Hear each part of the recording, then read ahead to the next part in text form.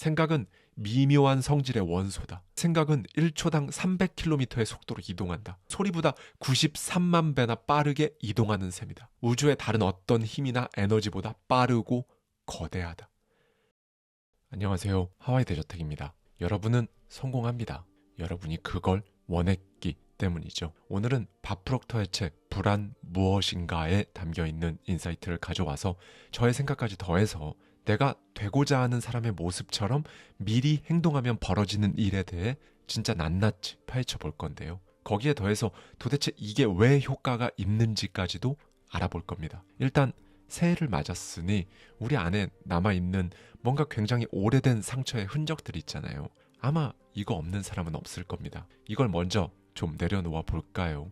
명상가이자 평화운동가인 마이클 베귀스에 따르면요. 사람이 과거의 상처를 지나서 비로소 좋은 일을 그리기까지, 그러니까 외상 후 성장은 3단계를 거치면서 이루어진다고 합니다. 첫째는 이미 벌어진 그 일을 수용하는 단계예요. 과거에 무슨 일이 일어났는가, 여기에 초점을 맞추는 게 아닌 거죠. 그 사건을 내가 컨트롤하거나 아니면 그 사건에 휘둘리거나 초점은 여기에 맞추는 겁니다. 그리고 사람은 이 둘 중에서 하나를 선택할 수 있을 뿐이고요. 둘째는 이제 좋은 것들을 걷어들이게 되는 단계예요. 마지막 셋째는 용서입니다. 놓아주는 거죠. 나쁜 일을 계속 반복 재생하는 걸 피로써 멈추는 단계입니다. 그게 작든 크든 사실 크기에 상관없이 마음의 상처를 입히는 외상은요, 어떤 식으로든 시간을 필요로 하잖아요. 여러분이 받은 상처가 무엇이든 지금 외상 후 성장의 어느 단계에 속해 있든 결국엔 나아진다는 마음을 일단 품고 있어야 합니다. 사람은 아픔을 곱씹으면서 소위 껴안고 살아가는 경향이 있거든요. 그런데요, 이렇게 마음속에 계속 무한 반복 재생을 하면요, 그 일이 실제로 또 일어나지는 않더라도 우리 마음에서는 그 일이 끝도 없이 계속 일어나는 겁니다. 제가 예전에도 말씀드린 적 있지만 우리 몸에 대해 저는 이렇게 생각해요. 결국 우리 몸은 태어남에서 죽음까지의 그 여정을 함께하는 파트너이자 가장 친한 친구라고 생각합니다. 그리고 또 그 안에는 진짜 내가 있다고 생각하고요. 진짜 나는 감정이란 걸 느낄 수 있고, 그 감정은 일종의 울림, 그러니까 진동이죠. 주파수로 나타나는 겁니다. 그리고 이 주파수는 똑같이 진동하는, 그러니까 같은 파동의 주파수를 끌어당기고요. 공명한다라고 하는 게 이겁니다. 그래서 이 용서 그리고 감사라는 마음은요, 사람의 주파수를 무조건 건강하게 만드는 거예요. 그리고 이 용서랑 감사를 다른 사람에게만 할 수 있다고 생각하지 마시고 여러분 스스로에게 한번 해보는 겁니다. 내가 나를 용서하고 나에게 감사하면요, 이때 비로소 사람은 성장할 힘이라는 걸 얻으니까요. 감정에서 내뿜는 주파수가 이렇게 좋은 에너지로 바뀌면요, 이제 내 몸도 주변의 사람들도 따라오는 거죠. 이 과정을 일종의 준비 단계라고 생각하시면 확 와 닿으실 거예요. 여러분이 원하는 여러분의 이상을 생각하기에 앞서서 이 준비 단계를 간과하지 않으셨으면 좋겠어요.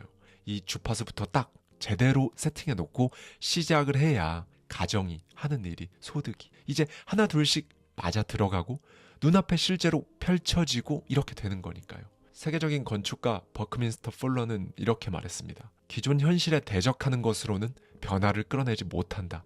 뭔가를 바꾸려면 새로운 모델을 만들어서 기존 모델을 쓸데가 없게 만들어야 한다. 그래서 여러분이 앞으로 어떻게 바뀌고 싶은지, 어떤 감정으로, 어떤 주파수로 살 건지 결정해서요, 인생 바꾸기로 결정하셨다면 이제 지금부터 말씀드리는 내용을 한번 잘 들어주셨으면 좋겠습니다. 정말 도움이 되실 거예요. 여러분, 지금부터는 눈에 보이지 않는 이 마인드라는 걸 그림으로 말씀드릴 건데요.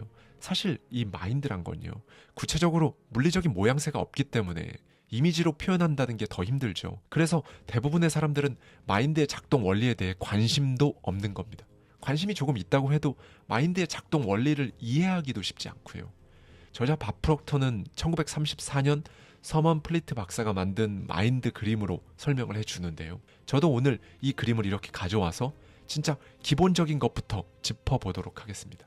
사람은 신체와 마인드를 가지고 있고, 이 마인드는 의식과 잠재의식으로 나뉩니다. 우리 몸은 우리가 이 마인드 영역, 정확히는 잠재의식에 주입시키는 것들에 따라서 각각 다른 주파수를 만들어내거든요.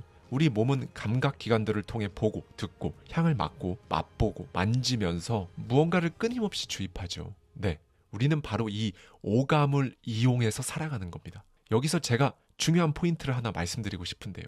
결국 이 오감의 특징이 뭔가요? 밖에서 안으로, 그러니까 외부의 자극이라는 겁니다. 그래서 대부분은 외부에 있는 다른 사람들이 자기를 보는 시각, 평판에 지배당하는 거예요. 우리가 의존하는 감각에 들어오는 외부 정보, 여기에만 의존해 살다 보면 애초에 우리는 지배를 당할 수밖에 없는 거죠. 그런데 이 감각으로 들어오는 정보는 외부 세계와 소통하는 것으로 쓰여야지, 이것 때문에 내부 세계가 지배당해버리면 안 되거든요. 그럼 그 내부 세계는 도대체 뭔지 한번 볼까요? 저자에 따르면 의식이란 우리가 일반적으로 지능이라고 부르는 부분입니다. 지금 보고 계신 그림을 보면요, 지적 요소는 6가지가 있어요. 밥 프록터는 사람이 태어나서 이상을 실현하려면 이 6가지 지적 요소를 다 쓸 줄 알아야 한다고 강조합니다. 관점, 의지, 상상, 기억, 직감, 판단, 이렇게 6가지예요. 이 6가지 지적 요소는 중요한 부분들이랑 연결이 많이 되거든요. 그래서 제가 이번 주 금요일 하와이 대저택 대작 시리즈 비하인드 영상을 통해서 한 번 더 다룰 예정입니다. 일단 가장 먼저 살펴볼 지적 요소는 관점입니다. 우리는 어떤 자극이 딱 들어오면 그거에 대해 반응하죠. 자극, 반응.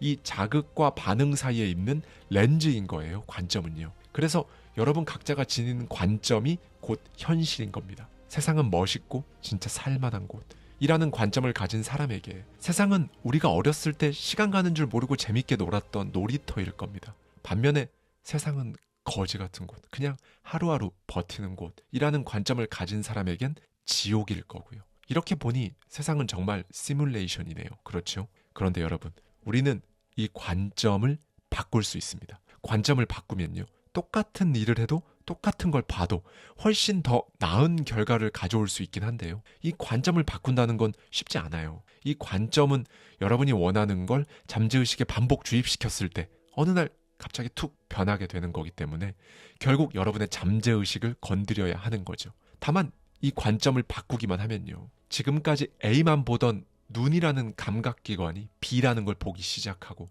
그렇게 여러분 세상이 완전히 바뀌게 됩니다. 의지 역시 지적 능력이에요. 의지도 관점처럼 의식적으로 이루어지는 어떤 에너지거든요. 사람이 성장하려면 목표가 있어야 하잖아요. 그리고 목표를 두면 거기에 주의를 집중하게 하는 어떤 에너지가 필요합니다. 그게 바로 의지예요. 의지는 관점을 바꿀 때 진짜 큰 역할을 합니다. 존 F 케네디가 베르너 폰 브라운 박사를 직접 찾아가서 당시 정말 절박한 마음으로 이렇게 물었어요. 인간을 달에 보낼 우주선을 만들려면 어떤 게 필요하냐고요. 그때 브라운 박사가 딱 한 가지가 무조건 필요하다고 답했습니다. 그렇게 할 수 있는 의지가 필요합니다. 라고 말이죠. 이제 또 다른 지적 능력으로는 상상이 있습니다. 이 상상은 그림에서 보시다시피 의식과 잠재의식, 이 선에 딱 걸쳐 있죠. 그래서 우리가 상상을 다소 어려워하는 거예요. 의식에서 다뤄지는 의지처럼 생각날 때 딱 상상이 되면 좋은데 잠재의식에 걸쳐 있으니까 떠올리고 싶을 때조차 진심을 다해서 떠올리는 게 쉽지 않은 거죠. 그런데 이 상상은 정말 필요합니다. 조금 전 말씀드린 의지와 관점을 떠받치고 있으니까요. 그래서 제가 2023년 한 해 동안 가장 많이 말씀드린 부분이죠. 긴장을 풀고 연습을 해서 시각화를 해야 하는 이유입니다. 그래야 목표를 따라가려는 그 삶을 지속할 수 있어요. 이제 나머지 지적 능력인 기억, 직감, 판단은요, 그림에서 보면 잠재의식과 같은 선상에 있습니다. 이쪽은 간단하게만 짚어볼게요. 잠재의식의 색이 초록색이면요, 여러분은 그 초록색에 걸맞는 것들을 주로 기억하고 판단하고 직감을 발휘할 겁니다. 잠재의식의 색이 보라색이면 또 그거에 맞는 걸 기억하고 판단하고 직감을 발휘하겠죠. 그래서 사람들은 같은 상황, 같은 걸 보더라도 누군가는 이걸 기억하고 다른 누군가는 저걸 기억합니다. 같은 상황에서 같은 목표를 두고 선택을 해야만 하는 상황이 생겨도요, 그 선택은 다 달라요. 마치 부자 아빠와 가난한 아빠에게서 태어난 아이들이 절묘한 순간에 같은 상황에서 다른 선택을 해서 완전히 다른 삶을 살게 되는 것처럼요. 밥 프록터는 이 모든 것들을 통틀어서 패러다임으로 설명을 했었습니다. 네, 핵심은 여러분이 원하는 색이 있으실 거예요. 그렇죠? 바로 그 색으로 여러분의 잠재의식을 물들여야 한다는 겁니다. 그런데 이 잠재의식은 뭐 우리가 볼 수도 없고 의식처럼 내가 지금 이걸 생각하고 인식하고 있구나, 이렇게 알아챌 수도 없는 영역이잖아요. 그래서 이게 뭐 있는지도 모르고 사는 경우가 거의 대부분이니까 결국 우리는 의식의 영역에서 의식적인 노력으로 잠재의식을 여러분에게 유리하게 물들여야 하는 겁니다. 그래야 앞서 말한 이 6가지 지적 요소가 여러분 목표에 유리한 방향으로 여러분을 끌고 가는 거고요. 그리고 잠재의식을 물들이는데 가장 필요한 건요, 내가 원하는 내 모습을 상상하는 것, 이미 그렇게 된 것처럼 연기하는 것, 이게 중요합니다. 이 시각화를 자연스럽게 하기 위해 하는 기초 공사가 결국 제가 항상 말씀드리는 100번 말하고 100번 쓰기, 이겁니다. 다시 한번 정리해 볼까요? 우리에게는 의식, 잠재의식, 몸이 있습니다. 의식은 사고의 영역이죠. 그러니까 당연히 여러분이 되게 쉽게 알아차릴 수 있어요. 우리는 의식 속에서 생각이란 걸 해서 이제 그걸 잠재의식에 새기는 거거든요. 몸은 마음, 즉 마인드의 도구이기 때문에 여러분이 반복해서 품는 생각은 잠재의식으로 가고 이건 몸으로 곧바로 표현됩니다. 그렇게 내 몸은 내 생각을 행동으로 옮겨서 결과를 만들어내요. 이걸 이제 우리가 반응이라고 부릅니다. 우리가 붙잡은 생각, 이미지는요, 반복하면 할수록 잠재의식에 새겨져요. 그렇게 새겨진 그림은 몸으로 표현되고 이제 실행으로 옮겨지는 거죠. 그 실행, 행동은요, 반응을 불러일으키고요. 그렇게 여러분의 에너지, 정확히는 진동하는 그 에너지가 있을 거잖아요. 그 에너지에 세상이, 우주가 반응을 하는 겁니다. 이 원리에서 끌어당김의 법칙이 나오는 거예요. 이걸 정말 간단하게 딱 말씀드리면요, 여러분의 행동, 반응에 따라서 우리가 결과라고 부르는 상황, 여건, 이런 게 달라진다는 겁니다. 그래서 여러분의 상황과 여건을 고치려면 잘못된 행동과 반응이 바뀌어야 하는 거고요. 이 행동과 반응을 만들어내는 잠재의식을 바꿔야 하는 거죠. 그러려면 일단 뭘 해야 할까요? 간단합니다. 여러분이 어떻게 행동하고 있는지부터 알아차려야 해요. 우리는 보통 앞서 살펴본 6가지 지적 요소들에 따라서 기계적으로 반응하면서 살아가잖아요. 기계적으로 반응한다는 사실조차 평소에 알지 못하셨을 겁니다. 그런데 이제 알았잖아요. 그렇죠. 그러니까 일단 멈춰야 합니다. 하던 대로 하라는 내면의 부추김이 막 와도요, 기존에 하던 반응을 중단하고 잠시 멈춤으로써 그 상황을 컨트롤해 보십시오. 사실 이것만으로도 대단한 겁니다. 이걸 사실 의식의 영역에서 조금만 노력을 하면 바꿀 수 있거든요. 그 바꾸기 어렵다는 관점도 일단 멈추고 다시 보려고 노력해 보세요. 왜냐하면 지금까지 한 번도 다시 보려고 시도한 적이 없으실 거예요. 몸이라는 껍데기 안에 들어있는 진짜 여러분이라는 존재를 확인해 보십시오. 나를 제어하는 능력이 거기에 있어요. 이 말은 뭐냐면요, 어떤 외부의 자극을 받아들일 건지 거부할 건지 이걸 선택하고 결정할 힘이 이 안에 있다는 겁니다. 의식의 영역에서 이렇게 딱 선택하고 결정해서 잠재의식에 뭘 새길 건지 그걸 철저하게 관리해야 해요. 잠재의식은 현실과 상상을 구분하지 못하니까요. 그런데 안타깝게도 거의 대부분의 사람들은 그렇게 행동을 안 합니다. 나한테 들어오는 정보를 딱 관리 감독해서 잠재의식에 보내려고 노력을 하는 게 아니라 외부에서 들어오는 메시지, 이야기들 그대로 받아들이죠. 그런데 여러분, 대다수가 몰려가는 길에는 돈 벌거리가 없습니다. 돈 벌거리는 늘 항상 그 반대쪽에 있죠.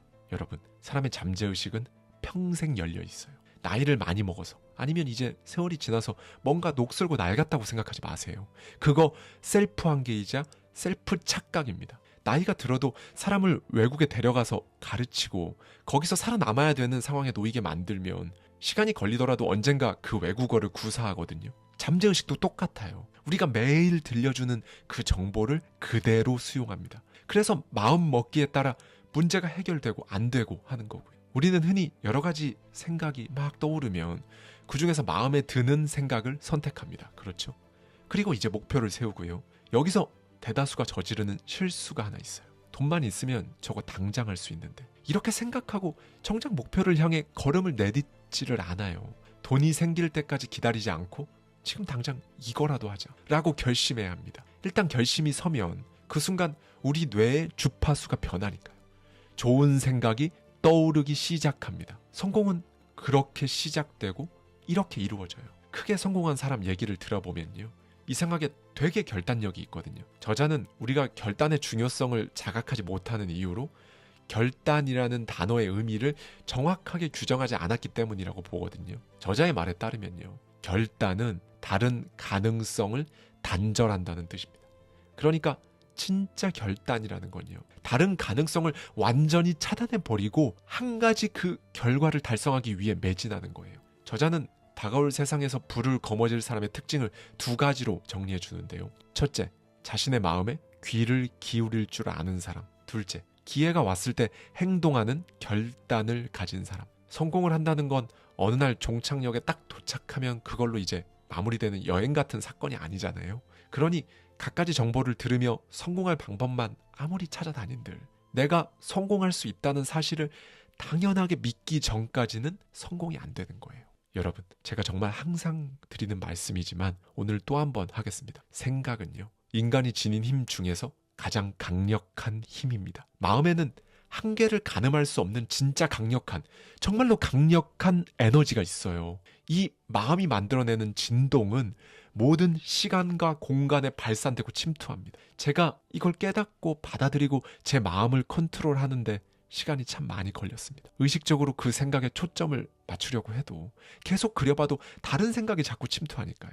그래도 놓지 않았습니다. 그렇게 차츰 인생이 바뀌더라고요. 괴롭히는 문제들 하나 둘씩 사라지고 제 인생의 진짜 세세한 모든 영역에서 사이즈가 달라지는 게 느껴졌습니다. 열망이 능력을 창조한다는 말로 유명한 레이먼드 홀리웰이 이렇게 말했습니다. 생각은 미묘한 성질의 원소다. 우리의 생각은 1초당 300km의 속도로 이동한다. 생각은 소리보다 93만 배나 빠르게 이동하는 셈이다. 우주의 다른 어떤 힘이나 에너지보다 빠르고 거대하다. 마음은 에너지를 생산하는 배터리이자 이제까지 알려진 원소 가운데 가장 강력하다는 사실은 논란의 여지가 없다. 네, 여러분. 사람은 만족하지 못할 때 불평을 하고 누군가를 탓하고 화살을 돌리죠. 그렇게 불쾌한 진동을 내뿜습니다. 그런데 탓해도 돼요. 화살을 돌려도 되고 성공을 요구해도 괜찮습니다. 누구한테요? 나 자신입니다. 명확하게 요구를 한번 해보세요. 생각해보면 한 번도 요구한 적 없으실 거예요. 하십시오. 구체적으로 목표를 정하라고, 목적지에 도착한 내 모습을 제대로 상상하라고 여러분이 여러분 스스로에게 요구하세요. 그리고 내가 그 모습으로 살아간다면 어떤 에너지로, 어떤 감정으로, 태도로 살아가게 될지 지금부터 그대로 한번 먼저 그렇게 해보십시오. 실제로 되면 그렇게 할게. 이러면 그렇게 할 기회가 없잖아요. 지금부터 먼저 그렇게 하면 된다는 걸 꼭 아셨으면 좋겠습니다. 로마의 시인 호라티우스는 이런 말을 했죠. 가지고 있지 않은 것은 누구에게도 줄 수 없다. 그럼 반대로 가지고 있는 것은 다른 사람에게도 줄 수 있다는 뜻이잖아요. 네, 여러분이 가지고 있는 그 생각은요, 결국 다른 사람에게 줄 수 있는 형태로 만들어질 겁니다. 부정적인 생각을 최대한 그만하겠다고 생각하시고요. 여러분 의식을 잘 타일러 보세요. 원하는 것, 거기에 집중하십시오. 마음만 먹으면 무슨 일이든 해낼 수 있다고. 내 과거와 현재가 어떻든 나는 나를 용서하고 오늘 하루에 감사한다고. 여러분이 원하는 그림, 원하는 삶, 그 환경에서 이런 말을 하며 이런 태도로 살아갈 거라고 그렇게 한번 살아가십시오. 진짜 해낼 거라는 그 마음에서 나오는 태도들, 이게 여러분 수입을 만듭니다. 정말 많은 분들이 공감해 주신 시리즈가 있어요.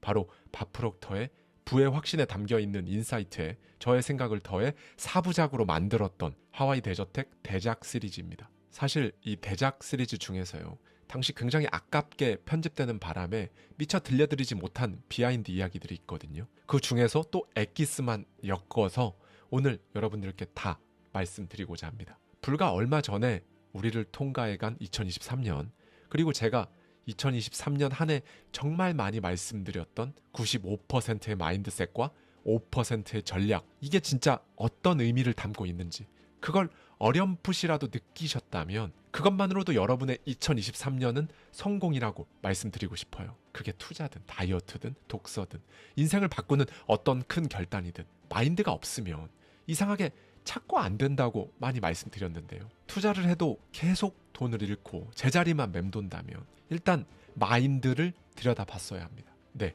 변한 사람들, 자신이 변해서 그걸로 자기 인생 결국 바꿔낸 사람들을 보면요, 이 95%의 마인드 세팅을 이루어낸 사람들이에요. 오늘 영상에서도 마찬가지로 마인드 대신 패러다임이란 단어를 사용할 겁니다. 이 패러다임이 뭔데요? 자동 온도 조절기예요. 사이버네틱스라고도 하고 차선 이탈 방지 시스템이라고도 하죠. 그러니까 내가 내 패러다임을 실패, 포기에 맞춰두면요, 우리는 성공을 하고 있다가도 다시 또 내 패러다임에 맞춰서 실패하고 포기하는 그 상태값으로 계속 돌아갑니다. 이 패러다임은 여러분 인생에 새겨진 모든 말과 소리, 본 것, 만진 것의 총체이자 거대한 습관, 여러 세대를 거슬러 내려온 유전자 풀의 집합체, 그야말로 내가 생각하는 내 모습이라고 할 수 있죠. 사람들은 이들이 똑똑해서 성공했다고 생각합니다. 아니요. 똑똑한데 성공, 그러니까 자신이 진짜 원하는 삶을 살지 못하는 사람들 너무 많거든요. 똑똑해서 성공한 게 아니라 패러다임 때문이에요. 학교에서 배운 것과도 아무 상관이 없습니다. 애초에 형편없는 패러다임을 가진 사람이라면 제 아무리 뛰어난 교육을 받았어도 실패하는 거죠. 성공형 패러다임이 굳건히 자리 잡으면요, 애써 상상의 그림을 막 만들 필요도 없습니다. 성공이 너무 당연한 거라서 굳이 그럴 필요가 없는 거죠. 간혹 성공하신 분들 중에 저도 이만큼 성공할 줄 몰랐는데요 하는 분들도 있어요. 그건 그 사람의 의식이 몰랐던 거고, 저 깊숙한 패러다임은 이미 알고 있었습니다. 그 사람이 그만큼 해낼 거란 걸 말이죠. 성공의 정도엔 차이가 있겠지만 중요한 건 본인들이 가야 할 방향을 아는 거예요. 패러다임이 여기까지 간다 딱 만들어 놓으면요, 거기까지 성공해서 올라가는 겁니다. 그런데 보통 사람들은 어떤가요? 지금까지 나를 쌓아온 유전자, 습관, 그 모든 환경이 성공이 아닌 다른 방향을 가리키고, 그런 우리가 차선 이탈 방지 시스템처럼 이 차선을 벗어나지 않게 계속 나를 끌어내린다면 우리에게는 각고의 노력이 돋보이는 자기개발이 필요합니다. 인생을 알려주는 좋은 책으로, 강연으로, 오디오북으로 패러다임을 바꿔야죠. 생각이, 마인드가, 패러다임이 완전히 다른 온도를 가리키고 다른 차선을 가리켜서, 그러니까 주파수라는 걸 완전히 바꿔서 아예 상태값을 바꿔야 합니다. 그래서 오히려 포기보다 성공이 더 편하고 매일 해내는 먼지 같은 성공, 거기에 드는 에너지, 노력, 성공을 가리키는 모든 선택이 훨씬 편해야 한다. 누워있는 것보다 일어나서 뭔가를 하는 내 모습 자체가 진짜 너무너무 편안해야 나는 바뀐다. 이게 바로 패러다임의 변화다라고 말씀을 드렸어요. 작년 한 해 이 패러다임의 대전환, 그래서 결과를 바꿔내신 모든 분들 댓글로 꼭 알려주셨으면 좋겠습니다. 자, 그렇다면 패러다임은 어떻게 바꿀까요? C형 목표를 찾으라고 말씀드렸죠. 작년 한 해 동안 우리는 이 C형 목표를 찾기 위해 정말 부단히도 애를 썼습니다. 30년, 40년, 50년 혹은 더 긴 세월 동안 내가 씁쓸하게 보내줬던 특정 장면, 그거 내가 정말 해보고 싶은데, 나만이 간직한 그 장면, 그놈의 C형 목표를 찾고 진짜로 그걸 해보겠다고, 할 수 있다고 마음에 새기는데 작년 한 해 부단히도 노력하셨잖아요. 그렇죠? 도대체 그걸 어떻게 이룰 수 있는지 일단 지금은 모르겠지만 나를 가두지 않는 상태, 내 인생의 육하원칙을 지금 내가 100% 정할 수 있다면 나는 어떻게 살고 싶은가 라고 스스로 물었을 때 여러분이 진짜 하고 싶었던 그거 지금쯤 꺼내 오셨나요? 우리 가능성은 이 C형 목표를 가슴에 확실히 담아뒀을 때 그때서야 고개를 든다고도 말씀드렸습니다. 네, 인간은 완벽하지 않다고 했죠. 그런데 우리 가능성은 완벽하다고 말씀드린 바 있고요. 그리고 이걸 눈치채는 순간 찾아오는 게 진짜 자존감이라고도 말씀드렸고요. 나 되겠다. 이 말이 우러나와야 합니다. 지금 어디쯤 계신가요? 우리는 나 되겠다 라는 진심 어린 나에 대한 확신 아래서 6가지 능력을 가지고 우리의 C형 목표를 거침없이 만들어 나갈 겁니다. 관점, 의지, 상상, 직관, 기억, 판단입니다. 첫 번째, 관점은요, 여러분의 렌즈예요. 같은 A를 봐도 누군가는 그걸 보면서 자신의 성공을 확신하고 누군가는 처절한 현실에 풀 죽어 있습니다. 네, 세상을 바라보는 나의 렌즈, 이거부터 바뀌는 게 우선이었고, 작년 한 해 우리는 정말 많은 책과 이야기로 여러분에게 거침없이 달려오는 그런 상황들과 사건들을 최대한 긍정적으로 바라보기 위해 애썼죠. 이게 바로 다 관점을 바꾸려고 했던 거였거든요. 이제 두 번째, 우리의 의지입니다. 부단함이라고 말씀드렸어요. 의지는 곧 목표에 집중하는 힘, 그 어떤 방해꾼, 방해물이 손짓해도 일단 터놓은 내 길을 가겠다고 믿는 확고한 믿음, 집중, 이게 바로 의지입니다. 그리고 셋째로 상상이 있어요. 관점을 바꾸고 의지를 막 불태워도요. 상상으로 내가 먼저 그 장면을 봐야 해요. 안 그러면 목적지가 어딘지 잘 모르고 계속 길을 가고 있는 거랑 똑같거든요.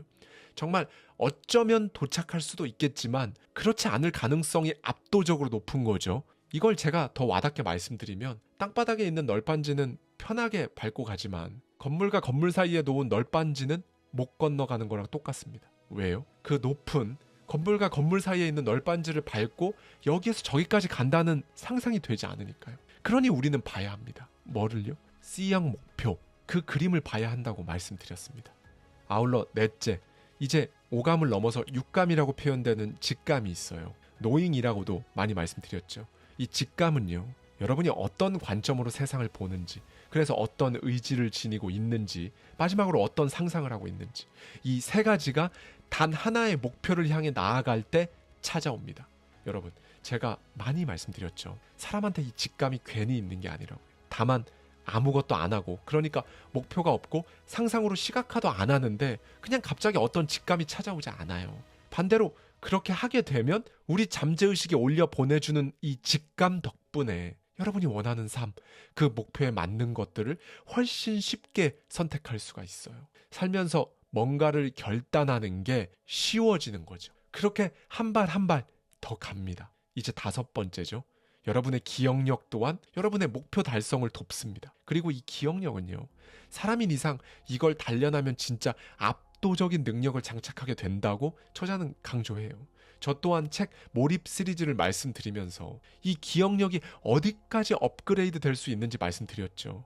이 기억력은 제가 지금까지 말씀드린 모든 것, 그러니까 여러분의 관점, 의지, 상상, 직감으로 해내는 여러분의 모든 활동, 들어오는 지식, 여러분이 배우고 직접 써본 지혜를 잘 저장하고 이리저리 막 조합을 하거든요. 또 다른 그림을 그리게 해준다는 거죠. 그리고 무엇보다 여러분이 정말 제대로 된 판단력을 가질 수 있게 해줍니다. 네, 이제 마지막 여섯 번째네요. 여러분, 결국 성공은 이 판단 싸움이에요. 선택, 결단, 판단을 한번 자세히 들여다보면요, 각각 의미가 다르겠지만 결국 선택을 잘했을 때, 판단을 잘했을 때, 그리고 결단을 잘했을 때 성공합니다. 지금까지 앞에서 말씀드린 관점, 의지, 상상, 직감, 기억력은 사실 전부 다 궁극적으로는 이 판단력을 위한 거거든요. 이 판단을 거침없이 해 나아가면서 가짓수도 넓혀보고 좁혀보고 맞다는 확신도 해보고 좀 부족하다는 판단에 속도 많이 상해보고 한숨도 쉬어보면서 이 C형 목표의 형체가요, 이제 어렴풋이 드러나기 시작하는 거예요.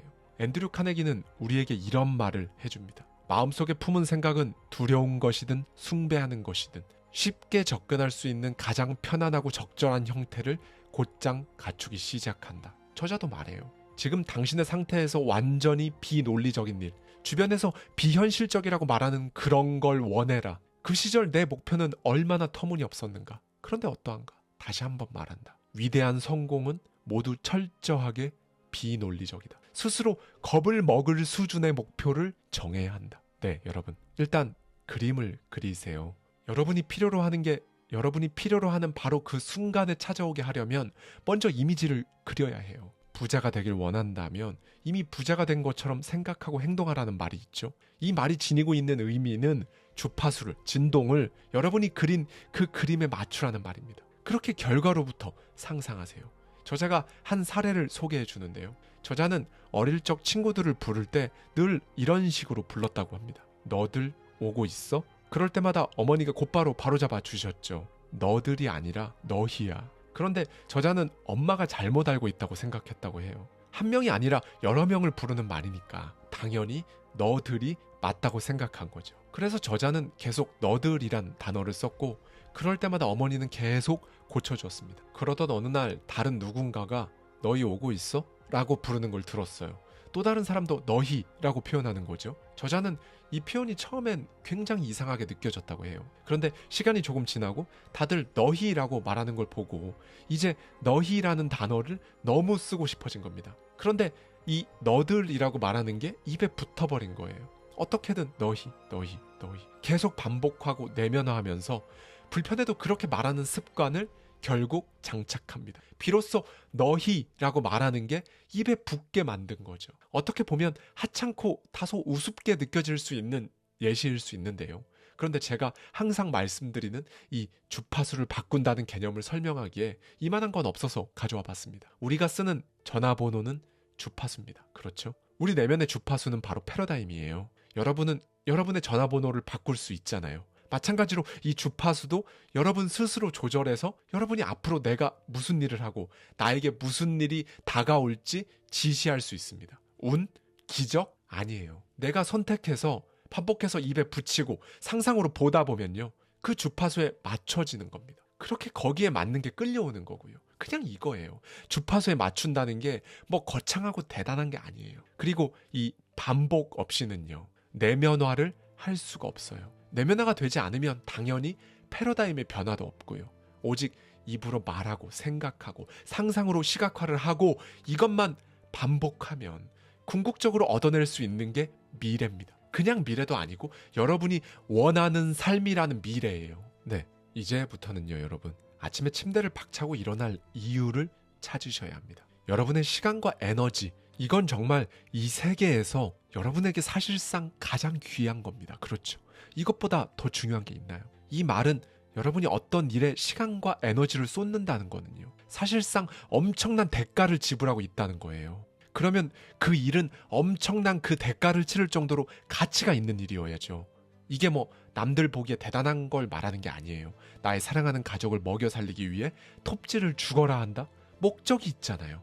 누군가는 톱질 같은 건 의미가 없다고 할지 모르겠지만 그 땀방울엔 그 사람만의 진짜 의미가 있는 겁니다. 그러니 여러분, 여러분의 시간과 에너지라는 그 엄청난 대가를 그럴 만한 가치가 없는 일에 쏟으면서 평생 살아가지 마세요. 미래는요, 여러분. 어떤 걸 머릿속에서 상상한 사람들이 그걸 현실로 이뤄놓은 것들이 바로 미래입니다. 이걸 좀 더 정확히 표현하면 누군가 과거에 상상했던 걸 현실로 이뤄낸 결과물이 바로 미래인 거죠. 그러니 결과로부터 생각하세요. 얼마나 걸릴지, 얼마가 에너지가 들지는 아직은 다 알 수 없고 어쩌면 아예 알 수 없습니다. 이건 당연해요.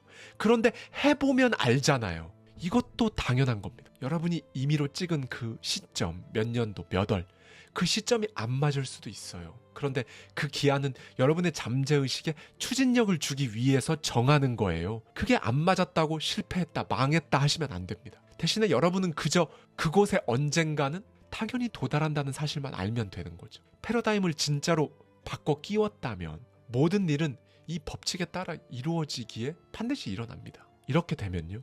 돈은 따라오는 거예요. 여러분이 버는 돈은 여러분만 낼 수 있는 그 색으로 대체 불가능한 사람이 되었을 때 그거에 비례해서 따라오는 거예요. 대단한 능력이나 지식, 학벌 이런 걸로 판가름되는 게 아니라는 걸 꼭 말씀드리고 싶어요. 여러분에게서 풍겨지는 그 분위기, 하겠다는 마음, 진짜 해낼 거라는 그 마음에서 나오는 태도들 이게 여러분 수입을 만듭니다. 그래서 제가 계속 여러분만의 그림을 찾으시라 말씀을 드리는 거. 여러분만의 그림. 이걸 그리는 게 바로 대체하기 어려울 정도로 여러분만의 영역에서 여러분만의 색으로 성과를 내고 성공을 할 수 있게 만들어주는 거니까요. 나폴레옹 힐은 말합니다. 나에게 어떤 욕망이 있다면 이룰 수 있는 능력도 있는 것이다. 욕망이 없다면 능력이 없는 것이다. 능력은 욕망과 함께 온다. 네, 여러분. 오늘도 결국 목이 또 쉬어버렸는데요. 상관없습니다. 저의 에너지만 여러분들께 전해질 수 있다면 진짜 다 상관없어요. 그리고 마지막으로 이 부분에 대해서도 말씀을 드리고 싶은데요. 요즘 그래도 예전에 비해 자기 개발에 관심을 보이시는 분들이 많아요. 그렇죠? 예전에는 진짜 자기 개발한다 이러면 약간 사회성 없고 특이한 사람 보는 것 같은 사회적인 분위기가 있었거든요. 그런데 지금은 최소한 그렇지 않습니다. 이 자기 개발을요. 하나의 넘어야 할 또는 배워야 할 어떤 과목, 과제처럼 생각하지 않으셨으면 좋겠어요. 왜냐하면 이 자기 개발이라는 건요. 결승선이 없거든요. 뭘 딱 시작해서 끝내고 이런 게 아니라는 거예요. 그냥 밥 먹는 것, 매일 아침 저녁으로 세수하는 것 이거랑 똑같이 그냥 당연하게 하는 것이라고 생각되게 스스로 만들어 버려야 합니다. 나는 드디어 나의 자기 개발을 끝냈다. 이런 사람 없잖아요. 어차피 여러분 그리고 저는요. 그러니까 사람은 계속 성장해야 합니다. 많은 분들이 성장이라는 단어랑 어른이라는 단어를 조합하는 걸 굉장히 어색해해요. 성장이라는 단어는 성장기 우리 아이에게만 붙이는 그런 단어가 아니에요. 키가 크는 것만 성장이 아닙니다. 그래서 그런지 성장하는 어른은 잘 없죠. 그래서 성공도 소수만 합니다. 계속 성장하는 사람이 성공하는 거거든요. 우리는 무언가를 공부하고 끝내버리는데 너무 익숙해서 그래요. 그런데 이건 그렇지 않아요. 왜냐하면 우리는 절대로 우리가 원하는 만큼 우리 자신에 대해 잘 알지 못하고요. 무엇보다 우리는 완벽하지 않거든요. 다만 우리 가능성만이 완벽할 뿐이죠. 그러니 여러분, 자기개발, 그러니까 여러분 스스로 성장해 나아가는 거를 무슨 반짝하고 끝내는 유행이나 트렌드처럼 생각하시면 안 돼요. 이건 뭐 좋다니까 나도 한번 살짝 해볼까? 안 될 것 같긴 한데 뭐 안 되면 말고, 이렇게 생각하면 100% 인생 안 바뀝니다. 모든 건 내 인생 내가 바꾼다, 진짜 바꿔내겠다는 그 믿음, 여기서부터 시작되니까요. 네, 바로 얼마 전에 우리를 통과해서 지나간 2023년, 그럼에도 불구하고 힘들고 답답했던 기억이 있으셨을 거예요. 저 역시 그런 순간이 분명히 있었거든요. 그런데 힘들고 답답했던 이유가 뭘까 하고 돌이켜 보십시오. 답은 명확합니다. 눈에 보이지 않아서. 네, 눈에 보이지 않으니까 사실 더 힘들고 더 답답하죠. 그런데 저와 여러분이 함께했던 지난 2023년, 이거 하나는 분명하다고 말씀드릴 수 있어요. 우리는 분명 나아지고 있었습니다. 그리고 2023년을 이제 막 통과한 오늘의 여러분은 2022년의 여러분보다 훨씬 나아졌을 거예요. 이제 2024년이라는 시간의 좌표에 올라온 올해 초 2023년이었던 불과 며칠 전보다도 미세하게 나아져 있을 겁니다. 오늘만큼은 그걸 알고 여러분을 다독여 주셨으면 좋겠어요. 정말 잘해왔고 수고했다. 2024년도 또 그렇게 해 나아가자고 말이죠. 그렇게 하는 여러분은 성공합니다. 여러분이 그걸 원했기 때문에. 한 번에 제대로 된 시뮬레이션이 30배의 보상으로 돌아온다. 여러분의 오늘 하루 먼지 같은 성공을 책임질 대저택 서재. 오늘은 밥 프록터의 저서죠. 본 리치에 담겨있는 보석 같은 인사이트를 가져와서요, 저의 생각까지 더해서 면도날 만큼의 차이가 성공을 만든다는 메시지를 말씀드리도록 하겠습니다. 스포츠계는 사실 물론이고요, 성공학에서도 면도날의 차이라는 개념이 존재하거든요. 이건 전 세계를 웃고 울렸던 스포츠사의 여러 가지 일화들로 진짜 쉽게 말씀드릴 수 있어요. 1976년 몬트리올 올림픽 100m 달리기 경기에서 8명의 선수가 결승에 올랐는데요. 그런데 금메달을 딴 선수는 8명 중 꼴찌로 들어온 선수보다 고작 0.1초 더 빨라서 금메달을 차지했습니다. 미국에서 벌어진 경마대회를 한번 볼까요? 총 상금 100만 달러, 우리 돈 약 13억에 달하는 상금을 처음으로 돌파한 경주마 암드가 있었습니다. 이 말은 1947년 한 해에만 약 76만 달러, 우리 돈 약 10억 원에 가까운 상금을 벌어들였는데요. 그런데 같은 해 암드 다음 바로 두 번째로 상금을 많이 받은 경주마는 고작 7만 5천 달러, 우리 돈 약 1억 원을 벌어들이는데 그쳤고요. 네, 이렇게 상금의 액수만 따로 떼어내서 보면 암드가 2위인 말보다 약 10배 정도 더 잘하는 것처럼 보입니다. 그런데 과연 그럴까요? 그간의 모든 기록을 분석한 결과 실제로 암드의 승률은 두 번째 말보다 딱 4% 정도 높았어요. 두 말이 경주 능력에서 큰 차이가 있었던 건 아니라는 거죠. 그런데 인생 전반의 성과에서 볼 때 큰 차이를 만드는 이 면도날 현상을 유심히 지켜본 저자 밥 프록터는 이렇게 말합니다. 한 사람은 지금 막 프로젝트를 시작하려 하고, 다른 사람은 이미 시작했다. 한 사람은 거의 과제를 완수했고, 다른 사람은 확실히 완수했다. 한 사람은 기회를 보았고, 다른 사람은 기회를 잡아 행동으로 옮겼다. 한 사람은 거의 시험에 통과했고, 다른 사람은 완벽하게 통과했다. 이들이 거둔 성과의 차이는 100점 중 1점에 불과할지 모르지만 그 1점의 중요성은 너무나 크다. 그럼 이 부분에서 이게 궁금하실 수 있어요. 그렇다면 이 1점의 차이, 이거 도대체 어떻게 만들어내는 건지 말이죠. 역시 명쾌함의 끝판왕 밥 프록터답습니다.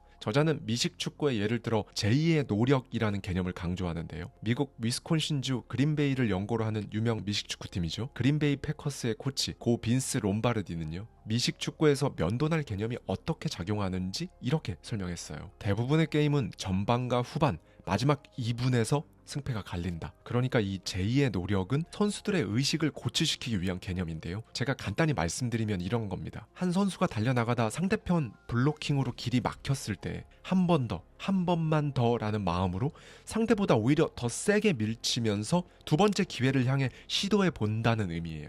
이걸 우리 인생의 성공에 대입하면 어떻게 될까요? 저자는 말합니다. 이와 유사한 심적 태도를 갖춘다면 인생에서 얼마나 놀라운 차이를 만들어낼 수 있을지 생각해보자. 현재 일주일에 고작 3건의 계약만 성사시킨 영업사원이 있다. 이 사람이 제2의 노력이란 개념을 받아들여 일주일 동안 추가 계약을 한 건만 더 따내기로 결심한다면 그 결과는 어떨까? 주 단위로 보자면 계약 한 건을 더 따내는 것이 중요한 돌파구로 보이지 않을 수도 있다. 그러나 경력 전체로 보면 이야기가 달라진다. 만약 일주일에 추가 계약 한 건을 더 따낼 경우 40년이면 추가 실적의 합계는 2,000건 이상이 될 것이며 금전적인 측면에서 보자면 40년 경력에서 무려 10년치의 연봉을 추가로 더 받게 된다는 의미다. 이 한 건의 계약, 이게 이 사람이 인류가 될 수 있게 끌어올려주는 면도날 만큼의 차이가 되는 거죠. 여러분, 계속 일어난다면 결코 넘어진 게 아닙니다. 다시 한번 말씀드릴게요. 여러분이 계속 일어난다면 결코 넘어진 게 아닙니다. 올림픽 영웅 밀튼 캠벨의 사례를 볼까요? 캠벨은 스스로 이 면도날의 차이를 깨닫고 결국 금메달을 차지해낸 사람입니다. 그는 철인 10종 경기를 하기 위해 1952년 올림픽에 참가했어요. 그는 뛰어난 기량을 보였죠. 그리고 그는 세계에서 2번째로 뛰어난 선수임을 인정받았어요. 올림픽에서 2위를 했다는 뜻이죠. 그렇게 은메달을 목에 걸고 집에 돌아왔습니다. 그런데 은메달을 딴 많은 선수들이 그렇듯이 캠벨은 금메달을 따겠다는 그 열망을 내려놓을 수가 없었다고 해요. 그래서 올림픽이 끝난 직후부터 바로 제2의 노력을 기울입니다. 도저히 이거보다 더는 못할 것 같고 이거 이상으로는 안 될 것 같아서 한계라는 말이 절로 나왔다고 하는데요. 매일 그냥 한 번만 더 이걸 해본 겁니다. 다음 올림픽까지 4년간 그냥 매일 한 번만 더 이 마인드로 훈련을 한 거죠. 그 다음 올림픽에서 캠벨은 결국 금메달을 땄습니다. 네, 여러분. 그런데 중요한 건요. 그가 보낸 4년의 세월이 아니에요. 캠벨이 털어놓은 고등학교 시절 이야기가 굉장히 충격적인데요. 그는 밥 프록터와 인터뷰하는 내내 고등학교 시절 자신과 경쟁했던 모든 선수들이 자기보다 훨씬 뛰어났고 이건 그냥 객관적인 기록으로 매일 증명됐다고 이야기를 하는 거죠. 아니, 그러면요. 도대체 캠벨은 어떻게 금메달을 딴 걸까요? 캠벨은 말합니다. 대부분의 친구들은 어느 순간 운동을 그만뒀습니다. 네, 작가 윌리엄 서머셋 멈은 내친김에 면도날이라는 작품까지 썼는데요. 1등이 되고 1등이 되지 못하는 그 사이에 그어져 있는 예리한 선이 강렬하게 표현된 이 작품은요. 영화로도 제작이 됐습니다. 이 영화에는 8명의 주연 배우와 8명의 대역 배우들이 출연을 했는데요. 이 말은 주연 배우마다 어렵고 가혹한 씬을 대신해주는 대역 배우가 있다는 뜻이죠. 이 영화를 본 잡지사 라이프는요. 8명의 주연 배우를 찍은 사진을 한 면에 싣고요. 또 다른 한 면에는 8명의 대역 배우를 찍은 사진을 따로 실었습니다. 그리고 이 한 쌍의 주연 배우와 대역 배우는요. 서로 많이 닮아 있었어요. 신체적인 부분부터 옷차림, 분위기까지 비슷했죠. 사실 주연 배우와 대역 배우가 가급적 서로를 닮아야 하는 건 당연한 거죠.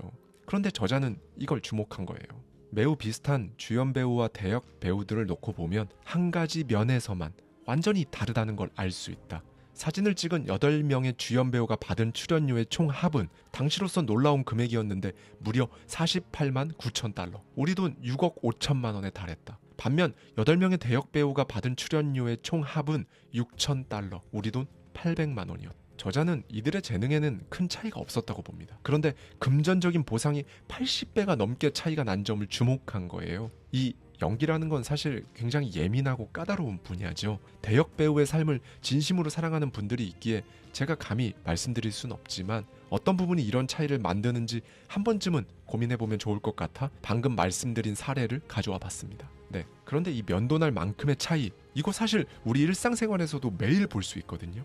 저자는 말합니다. 면도날 개념을 더욱 깊이 이해할수록 일상에서 그와 관련된 사례가 수도 없이 많음에 놀라게 된다. 어느 상점에서 쇼핑을 마치고 나서려는 참이다. 이때 판매원이 상냥하게 구매해 주셔서 감사합니다. 또 오세요. 라는 인사를 하면 그곳이 얼마나 장사가 잘 될지 생각해보자. 반면 다른 상점에서 판매원이 안 좋은 표정으로 계산하시겠어요?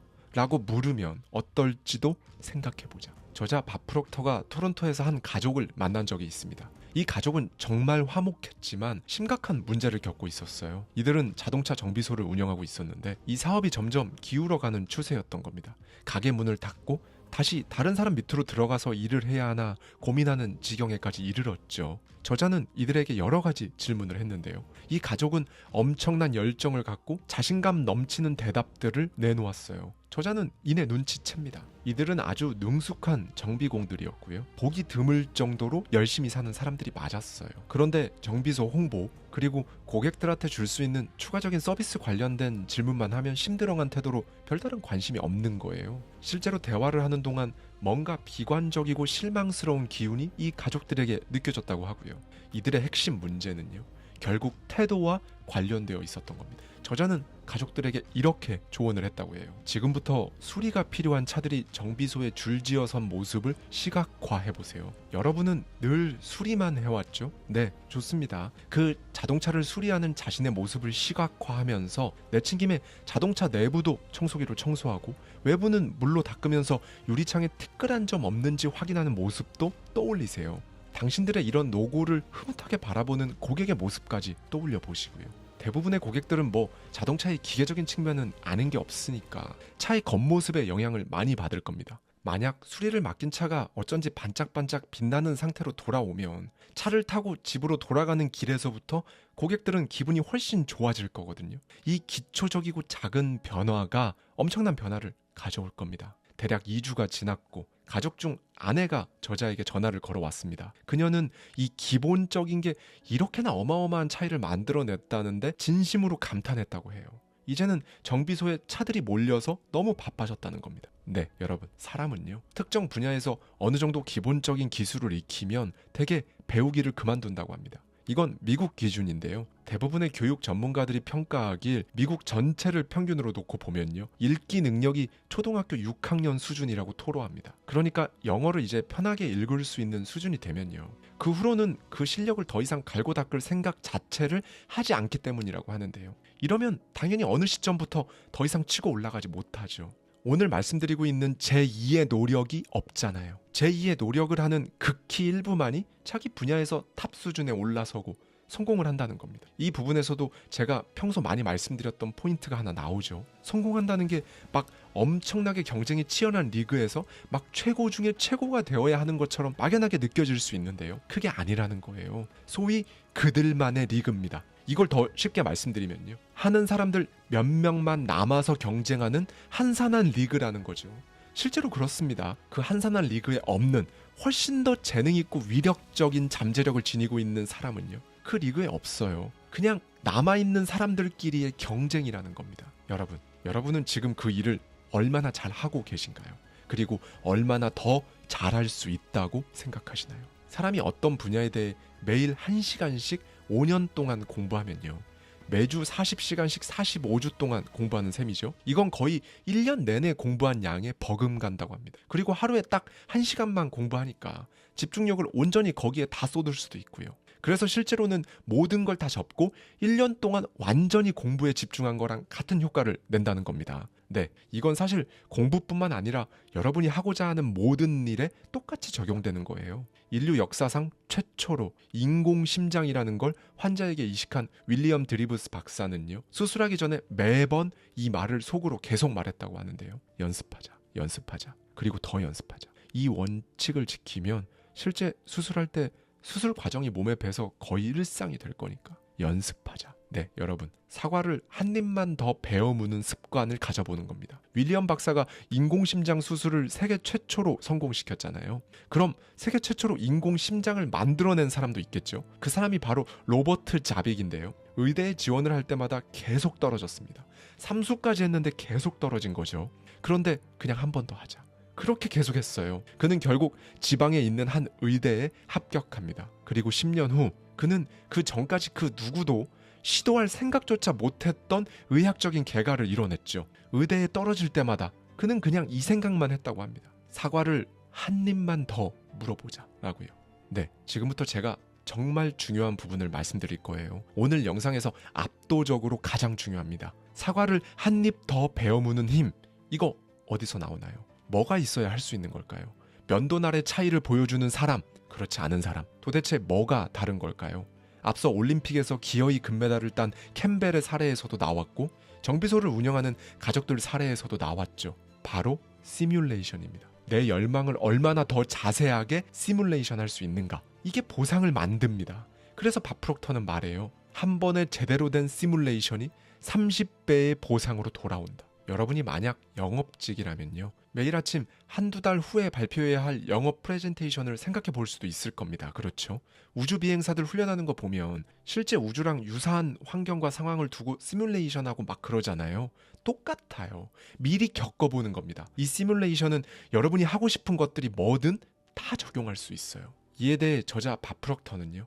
만약 여러분이 매일 1시간 이 시뮬레이션을 할 수 있다면 상당히 짧은 기간 안에 놀라울 정도로 성과가 개선된다고 장담합니다. 저자의 말을 한번 들어보시죠. 업계 1위를 하는 사람들이 정말로 동료들보다 30배 혹은 40배 더 뛰어나다고 생각하는가? 당연히 아니다. 경주마 암드처럼 이 직원들은 아마도 3% 혹은 4% 정도 더 효율적으로 일을 할 수는 있다. 그러나 연봉의 차이로 보면 비교할 바가 못 된다. 무엇이 이런 차이를 만들까? 아마도 이 사람들은 다른 이들이 아무것도 하지 않고 있을 때 하루를 계획해 봤거나 그냥 1시간씩 머릿속으로 연습을 했을 것이다. 무엇을 했든 그 차이는 면도날이 가르는 틈만큼 작았을 것이 분명하다. 네, 여러분 어떤 생각이 드시나요? 여러분이 성공하기 위해서는 무조건 해야 하는 뭔가가 있을 거예요. 그렇죠? 그리고 그게 뭐든 여러분이 진짜 더할 나위 없이 잘 해낼 수 있다고 확신을 해보십시오.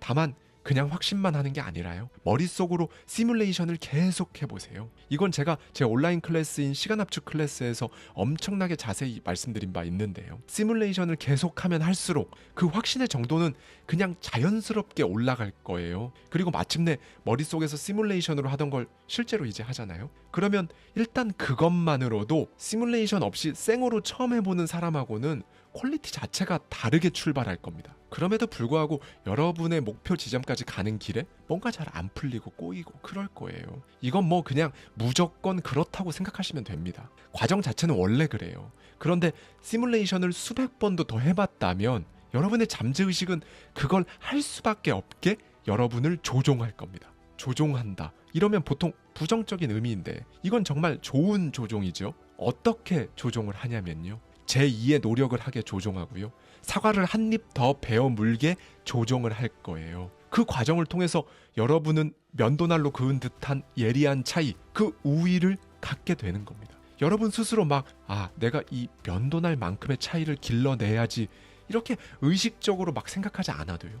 나중에 보면 그 차이를 그냥 가지고 있을 거예요. 지칠 대로 지친 마음, 왠지 모르게 뜻대로 안 돼서 꼬여있는 마음 푸세요. 그냥 어제의 나보다 티끌만한 차이만 두자라고 생각하면서 그냥 가보십시오.